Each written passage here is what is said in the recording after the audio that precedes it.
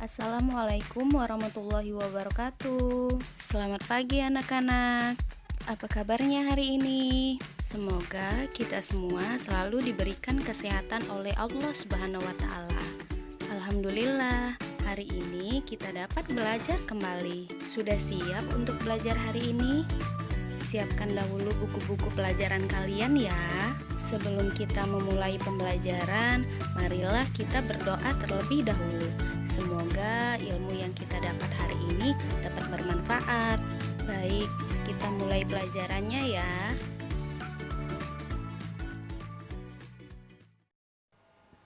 Tema peduli terhadap makhluk hidup. Pembelajaran 5 dan 6. Kamu sebelumnya telah belajar tentang padi. Tahukah kamu bahwa jenis tanaman yang berbeda mempunyai tempat yang berbeda untuk tumbuh? Ayo kita cari tahu.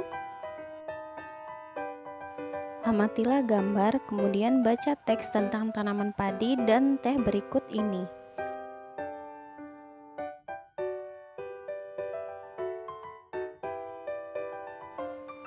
Tanaman padi dan teh memiliki tempat hidup yang berbeda. Tanaman padi umumnya tumbuh di daerah yang berhawa panas, banyak mengandung uap air, dan curah hujan yang cukup. Sedangkan tanaman teh umumnya tumbuh di daerah pegunungan. Kondisi dan karakteristik alam yang berbeda mempengaruhi jenis tumbuhan yang hidup di sekitar wilayah tersebut. Ayo cari tahu tentang kondisi dan karakteristik alam yang ada di sekitarmu, yang berkaitan dengan iklim, lapisan tanah, dan bentuk permukaan bumi. Tumbuhan apa saja yang cocok tumbuh di wilayah tersebut? Kamu dapat menggali informasi dari berbagai sumber, bisa dari buku perpustakaan, internet, atau narasumber lainnya. Hasil temuanmu tentang kondisi dan karakteristik alam yang di sekitarmu kalian tulis pada buku siswa halaman 33.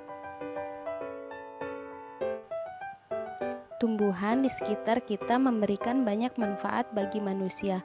Selain untuk makanan, tumbuhan juga dapat dimanfaatkan untuk karya seni, seperti karya seni kolase.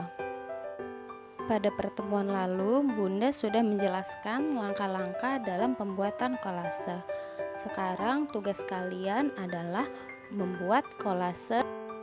Gunakanlah sketsa gambar yang kalian sukai. Gunakanlah tumbuh-tumbuhan yang ada di sekitarmu untuk menutupi sketsa gambar tersebut.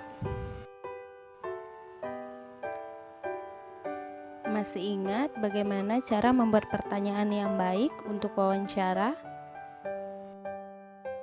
Sebelumnya, kita telah belajar bagaimana membuat pertanyaan yang baik untuk wawancara. Kemudian, kita juga telah belajar menyortir pertanyaan.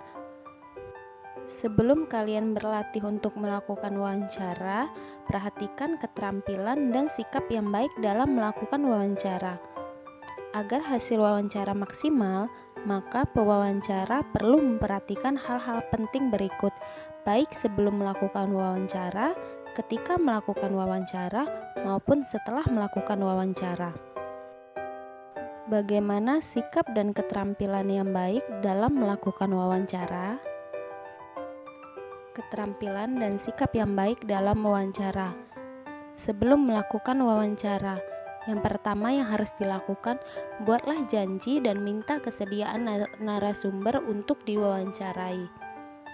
Yang kedua, tunjukkan kesan yang baik, misalnya datang tepat waktu, berpakaian dengan sopan, berbicara dan bersikap santun, menyiapkan daftar pertanyaan yang sesuai dengan pokok permasalahan.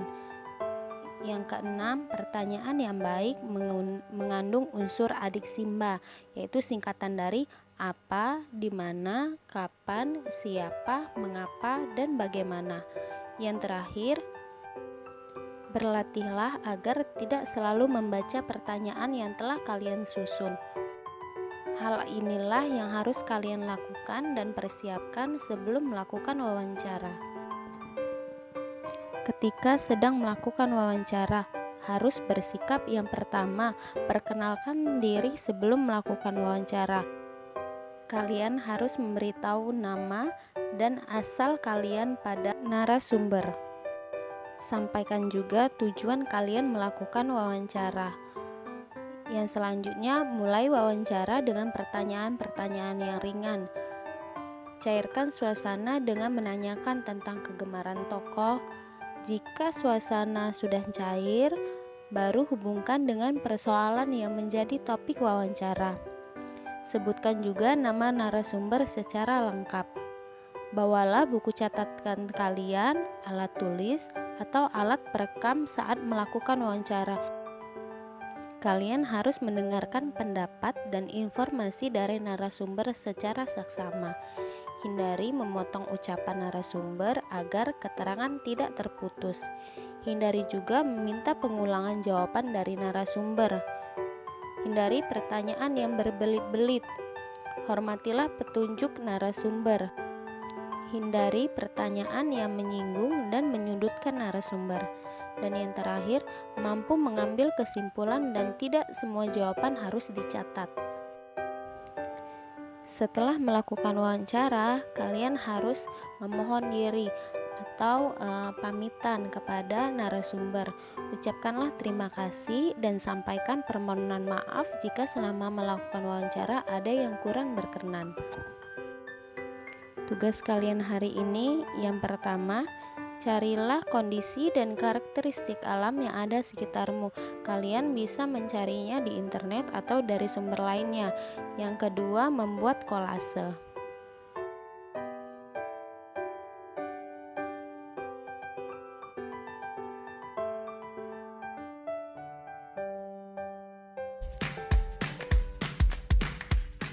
Sekian pembelajaran hari ini. Semoga bermanfaat. Jangan lupa sholat 5 waktu dan sholat sunnah duha. Selalu berdoa kepada Allah, semoga kita selalu dalam lindungannya. Tugasnya jangan lupa dikerjakan ya. Tetap semangat belajar. Untuk ayah bunda, terima kasih atas kerjasamanya. Bunda akhiri pembelajaran hari ini. Wassalamualaikum warahmatullahi wabarakatuh.